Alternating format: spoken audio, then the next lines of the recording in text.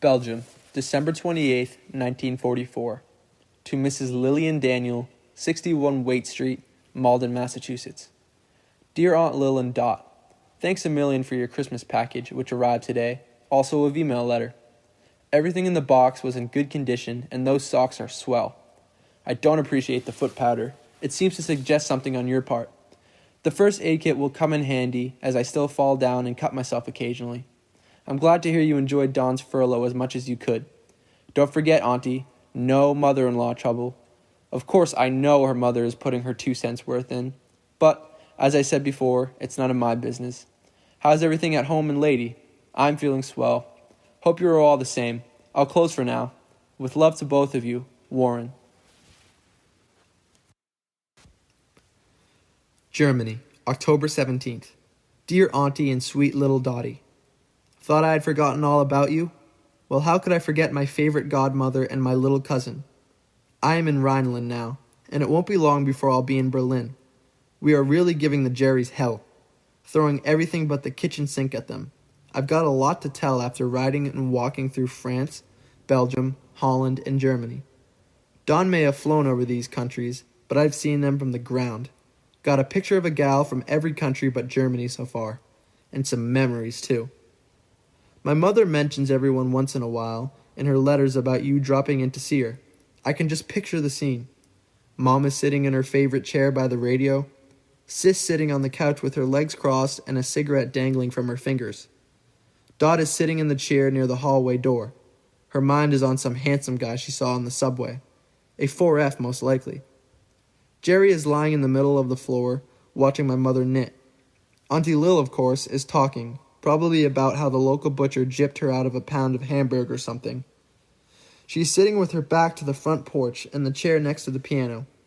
Irene, if she's present, is sitting on the divan with Sis, apparently listening to all that is being said, but really with her mind thousands of miles away on a certain air gunner. Oh yes, Aunt Lill, you have your coat on and hat. You only intended to stay a few minutes, but time drags on, and before you know it, you have been there for hours. Where is Lady? She is snoring on Dot's lap. Poor Mickey. He is probably chasing tomcats in cat heaven, or wherever he is. Now isn't that real picture of what's going on? I've seen it just like that so many times. It's engraved in my mind. Of course, if us boys were home, we might drown you out with our talk of the latest football game. Earl would be due back from the library in a few minutes. I've changed quite a bit, but I could sure go for one of those quiet evenings at home where the only noise would be people's voices, not shells bursting and planes overhead and our own cannon shooting. Well, Aunt Lill, I'll have to close now. It's getting late, and I need my beauty sleep. Don't laugh. I'm real pretty now. Only have a 3-day beard, some grimy coveralls on, and I'm soaking wet. But who cares? I wouldn't like to be home as a poor civilian struggling to get some more ration points or dodging my draft board. It must really be tough on those poor guys. Here I am seeing the world for nothing, picking up a smattering of French, Dutch, and German languages, and becoming a man of the world. I even voted this year, but I won't tell you for who. All I'll say is he is the guy who can deliver it. Give my love to Lady and Dot. Love to you, Warren. Belgium, January 10th, 1945. Dear Aunt Lill, I received a package yesterday from the church. I don't know who is responsible for it, but I imagine you had something to do with it. I want to thank you and anyone else who contributed towards it. Everything arrived in good condition. I'm not finding fault or anything like that, but the necktie was a little impractical. I'm at the front lines, not back in Paris, Brussels, or any other big city. It was nice, though, to send me the gift. Everything is going along swell here. I received a letter from Irene yesterday, which I answered. I also wrote to Mal. This is short, Aunt Lill, but I'll write again soon. Give my love to Dot and love to you, Warren. Germany, May 3rd, 1945. Dear Auntie and Dot, I'm sorry I haven't been able to answer your letter of March 13th more promptly, but you understand how it is over here.